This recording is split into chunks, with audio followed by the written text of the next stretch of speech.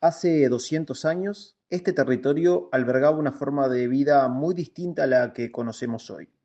La vida era breve y morir no era un evento tan excepcional. Era más bien parte del calendario y muchas veces motivo de fiesta. El historiador José Pedro Barrán llamó a esta cultura bárbara, pero no como un insulto, sino como una descripción de sus formas de expresión.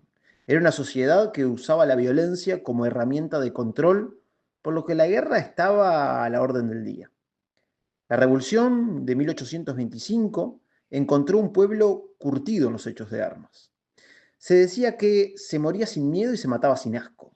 Vivir en aquellos tiempos implicaba aceptar que la muerte podía llegar en cualquier momento.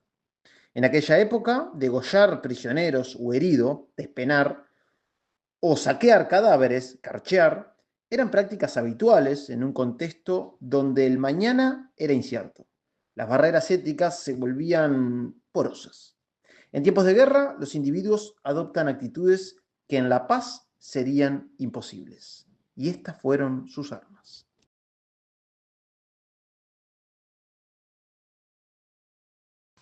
En los campos de batalla de hace 2 siglos, la eficacia de las armas de fuego era limitada. Los disparos no superaban los 75 metros con precisión, y más allá de esa distancia, el ruido de la pólvora servía más para intimidar que para herir. Pero lo verdaderamente letal no siempre venía de este tipo de armas.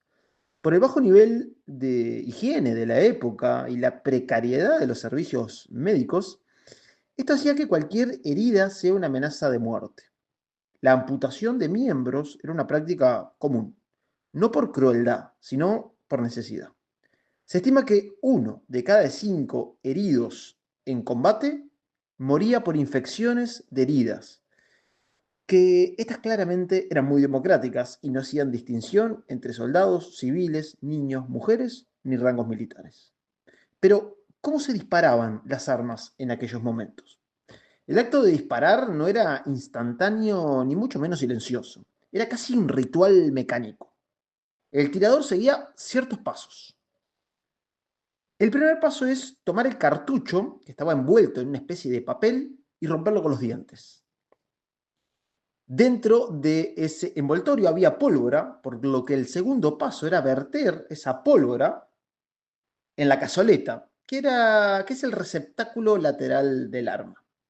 El tercer paso era poner el resto de la pólvora en el propio cañón.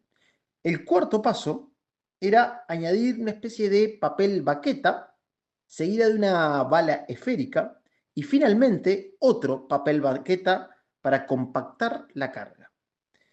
Un quinto paso era levantar el martillo y finalmente gatillar. ¿Qué es lo que pasa? ¿Cuál es el funcionamiento?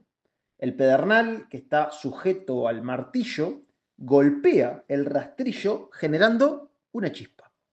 Esta chispa prende, obviamente, la pólvora que habíamos puesto en la cazoleta, que a través de un pequeño orificio comunica con la recámara, provocando así la detonación.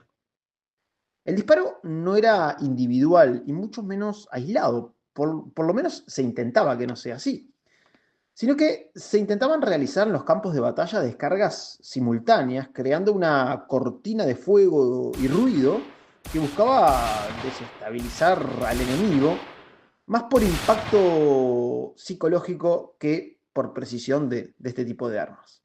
Cuando las líneas se rompían y el enemigo quedaba a pocos pasos, el fusil se transformaba en lanza. Se colocaba una bayoneta triangular o de cubo y así muchas veces y por lo general, hace 2 siglos, se definían los conflictos militares.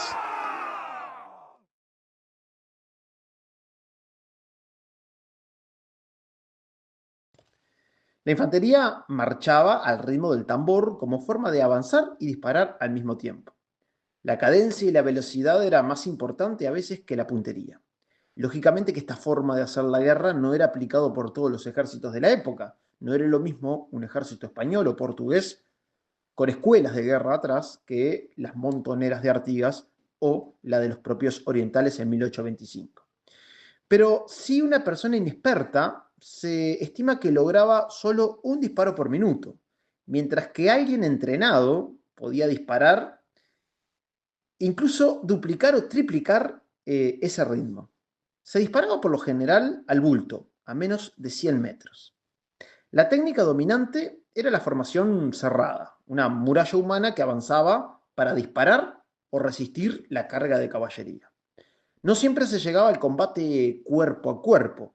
Muchas veces las batallas se decidían mucho antes, cuando uno de los dos bandos se quebraba y huía. El miedo era el enemigo más contagioso. Muchos soldados avanzaban mirando de reojos al compañero, buscando una señal de firmeza o de fuga. Para resistir el embate de la caballería, la infantería se replegaba en cuadros cerrados y compactos.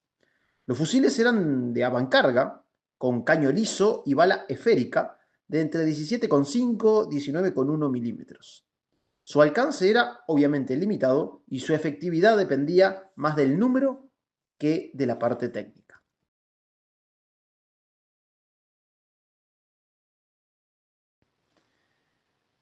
Lo invito a imaginar una carga de caballería. Imagínese el horizonte temblando.